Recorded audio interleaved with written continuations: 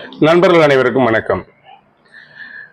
அதாவது கோச்சாரம் இனி சனி பயிற்சி வரப்போகுது, ராகு கேது பயிற்சி வரப்போகுது. இப்போ இது எல்லாமே இது பற்றிய ட்ரெண்டு தான் இன்னைக்கு வீடியோ அதிகம் போயிட்டு இருக்கு. எல்லாருமே இதை தான் பார்க்குறோம். பார்த்தோன்னே சார் சனி பயிற்சி எனக்கு என்ன செய்யும்? மீனராசி ஜென்ம ராசிக்கு வருது எனக்கு செய்யும், மேசராசிக்கு எல்ரச்சனி ஆரம்பமாகுது எனக்கு செய்யும், கும்பராசிக்கு ஜென்ம ராகு ஆரம்பமாகுது எனக்கு செய்யும். இப்படிங்கிற ஒரு கேள்விக்குள்ளேயே நம்ம பழகி வந்துட்டோம். ஏன்னா அதுதான் நம்மளை நிர்ணயிக்குது அப்படிங்கிற முடிவுக்குள்ள வந்துட்டோம்.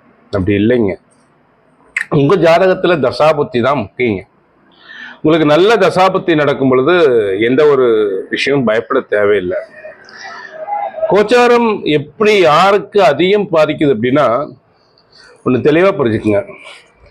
சந்திரன் அப்படின்னு சொல்லக்கூடிய கிரகம் உங்க ஜாதகத்துல வளபெரி சந்திரனாக நல்ல ஒரு வளர்ந்த நிலையில் இருக்கக்கூடிய தெளிவான சந்திரனாக, ஒரு பௌர்ணமிக்கு கிட்ட இருக்கிற சந்திரனாக இருந்தால் பயப்படவே தேவையில்லை.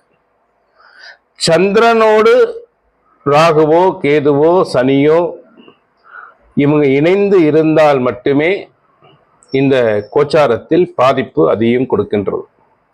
கோச்சாரத்தில் ஏழரை சனி வரும்போது, கோச்சாரத்தில் ஜென்ம ராகு வரும்போது, கோச்சாரத்தில் ஜென்ம கேது வரும்பொழுது இவங்களுக்கு தான் அதிகமான பாதிப்புகள் கொடுக்குது. ரெண்டாவது ஒரு விஷயம் இருக்குன்னா, அது அஷ்டம சனி ஆகட்டும், ஏழரை சனி ஆகட்டும், இல்லை இதாக இருக்கட்டும், உங்களுடைய கர்மாவை பொறுத்து தான் பலன். எல்லாருக்கும் ஒரே மாதிரி அல்ல. சனி பகவான் எடுத்துக்கிட்டா 4 ரகந்தே அவருக்கு ரொம்ப பிடிக்காது. அதனாலதான் செவ்வாய் சனி அப்படிங்கிறது ரொம்ப எதிர்ப்பு கிரகம்னு சொல்றோம். செவ்வாய்ங்கிறது கெத்து. இந்த கெத்தா இருக்கிறவங்கள சனீஸ்வரனுக்கு அறவே பிடிக்காது. அப்போ உங்க ஜாதகத்துல சனி பயிற்சியாகி ஒரு கட்டத்துக்கு பொதுவாக ஒரு கட்டத்துக்கு வராரு. நீ மீனராசிக்கு வராரா, அடுத்தது மீனத்துக்கு தான் வராரு. இந்த மீன ராசியில யாருக்கு செவ்வாய் ராகு கேது, செவ்வாய் ராகு கேது இந்த கிரகங்கள் இருக்கிறதோ அவங்களுக்கு தாங்க இந்த வரக்கூடிய சனிப்பெயர்ச்சி ஒரு பாதிப்பை கொடுக்கும்.